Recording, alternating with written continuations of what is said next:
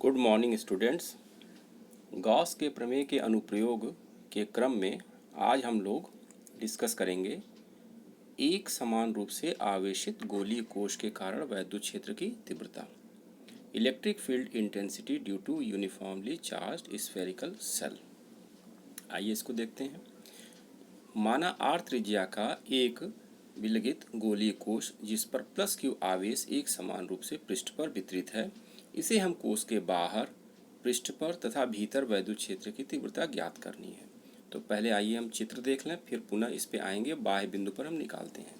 यह देखिए, यह गोलीय कोश है आर त्रिज्या का, जिसके बाहर आर बिंदु पर हमको बिंदु P पर वैद्युत क्षेत्र की तीव्रता निकालनी है। और यहाँ पे गॉसियन पृष्ठ खींचा गया है, एक आंतरिक गॉसियन पृष्ठ, एक बाह्य गॉसियन पृष्ठ, और इस तरह से इस पर आवेश है। अब आइए इसको हम समझते हैं। तो बाह्य बिंदु पर एट एन एक्सटर्नल पॉइंट क्या होगा। माना आवेशित कोश के केंद्र O से R दूरी पर, जबकि R क्या है, त्रिज्या से ज़्यादा है, स्थित बिंदु P पर E या वैद्युत क्षेत्र की तीव्रता ज्ञात करनी है। इसके लिए हम बिंदु P से गुजरने वाला R त्रिज्या का एक संकेंद्रीय गोलीय पृष्ठ, जिसको हम गॉसियन पृष्ठ कहते हैं, उसको खींचते हैं। पृष्ठ के प्रत्येक बिंदु पर वैद्युत क्षेत्र E का परिमाण समान होगा तथा दिशा त्रिज्यता बाहर की ओर होगी। जैसा कि आप देखे हैं, यह क्या हो गया, त्रिज्यता यानी कि त्रिज्या की दिशा में बाहर की तरफ होगी। चित्र में बिंदु P को घेरे हुए सूक्ष्म क्षेत्रफल dA से गुजरने वाला वैद्युत फ्लक्स, आप यहाँ देख सकते हैं कि यह सूक्ष्म क्षेत्रफल dA से गुजरने वाला वैद्युत फ्लक्स कितना होगा, d phi E equal to E dot dA। चूँकि E और dA दोनों समांतर हैं, तो इनके बीच में कोण 0 डिग्री का होगा। तो हम इसको लिखेंगे E dA cos 0। तो इसका मान हो जाएगा cos 0 का 1, तो यह हो जाएगा E dA के बराबर। अब यह चित्र है जिसको अभी हम लोगों ने देखा है, जिसमें बाह्य गॉसियन पृष्ठ आंतरिक गॉसियन पृष्ठ को दिखाया गया है। अब संपूर्ण गॉसियन पृष्ठ से होकर जाने वाला वैद्युत फ्लक्स क्या करेंगे, हम इसको इंटीग्रेट करेंगे। तो total phi E equal to integration of E dot dA। तो integral of E dot dA का हो जाएगा E, dA अभी निकाला गया है, E बाहर हो गया, और dA को जब हम इंटीग्रेट करेंगे तो कुल पृष्ठ 4 पाई R स्क्वायर के बराबर आएगा, जो कि यहाँ पे दिखाया गया है, जो गोलीय कोश का पृष्ठ होगा। अब गॉस के प्रमेय से फाई का मान होता है Q अपॉन एप्सिलॉन 0। तो Q अपॉन एप्सिलॉन 0 से हम यहाँ पे रखेंगे फाई का मान।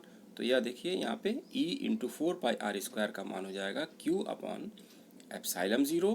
तो इससे हम E लिखेंगे 1 upon 4 pi epsilon 0 Q upon R square. यह पहले भी हम लोग पढ़ चुके हैं समीकरण नंबर 2 को। क्या है ये, अर्थात एक समान आवेशित गोलीय कोश बाह्य बिंदुओं के लिए वैसे ही व्यवहार करती है जैसे कि संपूर्ण आवेश कोश के केंद्र पर स्थित हो। इसके पहले हम लोगों ने पढ़ा था कि एक बिंदु आवेश से R दूरी पर वैद्युत क्षेत्र की तीव्रता, जिसका मान इतना ही आया था, आपको याद होगा।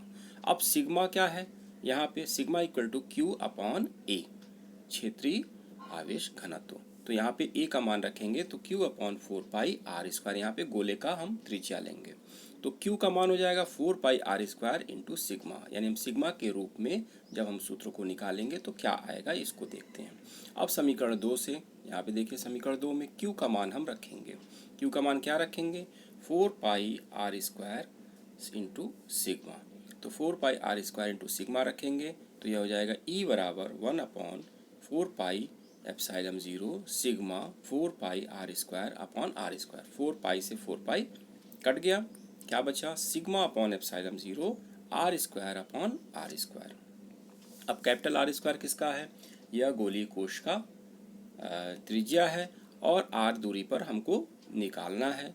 तो पृष्ठ पर क्या होगा, यह R इसके बराबर हो जाएगा, यानी जो त्रिज्या होगी वह गोलीय कोश के त्रिज्या के बराबर होगी। तो R बराबर R रखने पर हमको सरफेस पे जो मिलेगा 1 upon 4 pi epsilon 0 Q upon R square के बराबर मिलेगा। और इसको हम लिख सकते हैं E बराबर सरफेस पे सिग्मा अपॉन एप्सिलॉन 0। आंतरिक बिंदु पर क्या होगा, एन इंटरनल पॉइंट, आंतरिक बिंदु P डैश से गुजरने वाला संकेंद्रीय गोलीय पृष्ठ के अंदर चूंकि कोई आवेश नहीं है, अतः इससे निर्गत फ्लक्स शून्य होगा। तो जो इससे निर्गत फ्लक्स शून्य होगा तो उसको हम कैसे दिखाएंगे, तो phi E equal to E internal dot D A. तो E internal dot D A को जब हम लिखेंगे तो E internal D A cos zero. तो चूंकि यहाँ पे फ्लक्स जीरो है तो zero upon epsilon zero E internal into 4 pi R square हम करेंगे। यहाँ पे आर इस बार त्रिज्या से छोटा है यानी अंदर है, तो ई इंटरनल यानी गोली कोश के भीतर जो होगा वैद्युत क्षेत्र की तीव्रता शून्य होगी, अर्थात आवेशित गोली कोश के भीतर ई का मान शून्य होता है। अब आइए यहाँ पे हम गोला इसको हम ग्राफ के माध्यम से समझते हैं। तो ग्राफ के माध्यम से इसको दिखाया गया है। यहाँ पे देखिए ये वैद्युत क्षेत्र की तीव्रता वाई एक्सिस पर और यहाँ पे दूरी आर एक्स एक्सिस पे, दोनों किस तरह से वैरी करते हैं और इनमें किस प्रकार का संबंध होता है। तो यहाँ पे देखिए आर तक इसका मान ई इंटरनल जीरो दिखाया गया है, यानी जब हम मूल बिंदु से चलेंगे तो आर त्रिज्या तक ई इंटरनल शून्य यानी कि जीरो है। ठीक आर पे मैक्सिमम ई नेट कितना है, ये ई सरफेस के बराबर है। ई एक्स ये इस पे क्या होगा, यानी जो उसका सरफेस होगा वह इसके मैक्सिमम वैद्युत क्षेत्र की तीव्रता के बराबर होगा, जो कि 1/4πε0 Q/r स्क्वायर से दिखाया गया था। और जैसे जैसे हम गोली कोश से बाहर जाएंगे, दूर जाएंगे, यह ग्राफ का जो ये पोर्शन दिखा रहा है यानी यह आर स्क्वायर के व्युत्क्रमानुपाती होगा। तो आर जैसे जैसे बढ़ेगा वैसे वैसे इस ग्राफ के हिसाब से क्या होगा, वैद्युत क्षेत्र की तीव्रता घटती जाएगी। यानी हम जैसे जैसे हम गोली कोश से दूर जाएंगे वैद्युत क्षेत्र की तीव्रता घटती जाएगी। तो इसको आज आप लोग तैयार कर लेंगे और अपनी कॉपी में नोट कर लेंगे। नेक्स्ट टर्न पर हम लोग फिर आगे इसके डिस्कस करेंगे। धन्यवाद।